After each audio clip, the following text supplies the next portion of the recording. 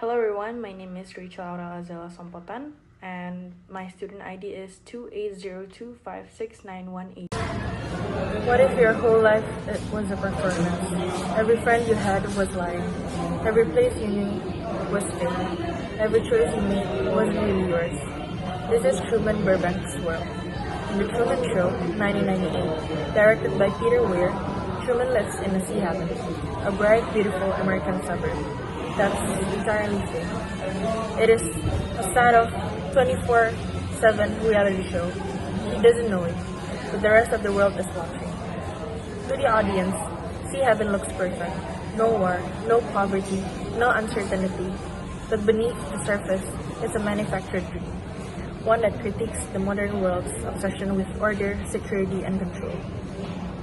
Through the lens of political theory, The Truman Show becomes more than fiction. It's a satirical allegory of neoliberalism, the dominant global ideology after the Cold War. After the Cold War, Western liberal democracy and market capitalism were seen as the winners of history. Francis Fukuyama even called it the end of history, arguing that no better political system would replace liberal capitalism. In this new world, neoliberalism emerged, a belief that the market should govern everything. Neoliberalism pushes for deregulation, privatization, and free trade, but it goes further. It turns life into a marketplace. Relationships become transactions, identity becomes branding. Freedom, it becomes the freedom to consume. My name is Sarah Tubariza and my student ID is 2802533064. Hi, my name is Nina Tahira Arento. My student ID is 2802531050. As you guys know the recap from earlier from my friend, now I'm gonna explain the correlation between neoliberalism and the Truman Show. As we know, the sea haven, the city that created in the Truman Show, is a neoliberal utopia. It is a conflict-free, hyper-controlled world sold as a product. Philosopher Jean Baudrillard called this is a hyper-reality, where a simulation more real than reality. In this movie, where Truman thinks that sea heaven is not a fiction, but it is the only world he's ever known. And but the global audience watching him, sea heaven is an entertainment for them, and a fantasy to buy into. Everything in sea heaven is monetized. Like Truman's wife Meryl's advertises kitchenware mid-argument with him. Then his best friend Marlon supply markets beer during emotional conservation. So no, this isn't just product placement. It is a neoliberal commodification of daily life, where even feelings are for sale. Now it's getting interesting. Now there is like a question: how is the illusion maintained? It is through surveillance and control. Scholar Shoshana Zuboff describes a system called surveillance capitalism, where human experience is mined as raw as data, sold for profit, and used to predict to steer behavior. That is exactly what Christoph does. You guys still remember who Christoph is? Okay, if you don't remember, you better rewatch it again. And because you guys already know who is that man, I'm gonna explain further.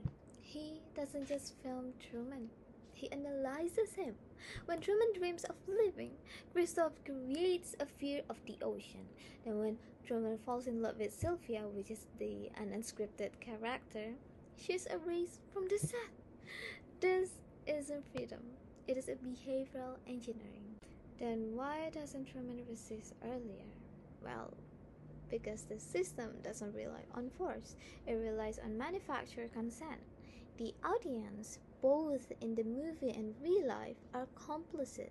They cheer, they cry, they consume Truman's life as content. Just like real-world consumers accept the illusion of freedom in a highly managed society. As Christoph says best, "In my world, Truman, you have nothing to fear." That's the neoliberal promise, like security, comfort, stability in exchange for autonomy, authenticity, and truth.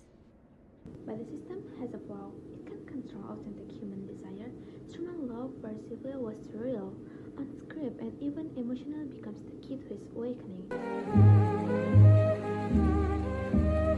And slowly he begins to question everything, like the falling stage light, the repeated radio loop, and the surreal looping comments.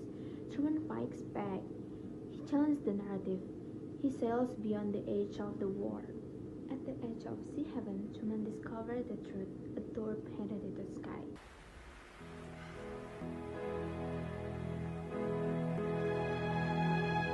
Christoph begged him to stay. I was watching when you took your first step. I watched you on your first day of school. The episode when you lost your first tooth. You can't leave, Truman. With me. But Truman says nothing. He simply bows, smiles, and steps through.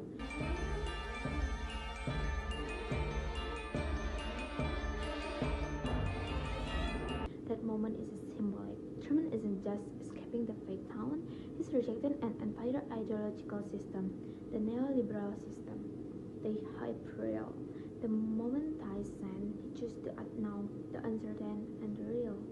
The Truman Show is a warning about the world we're building and accepting, a world where emotions are brands, where people become a content, where power is invisible but absolute, but it's also a message of hope.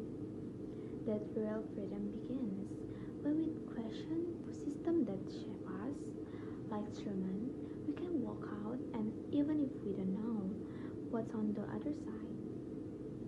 So, Good afternoon, good good evening, and and good night.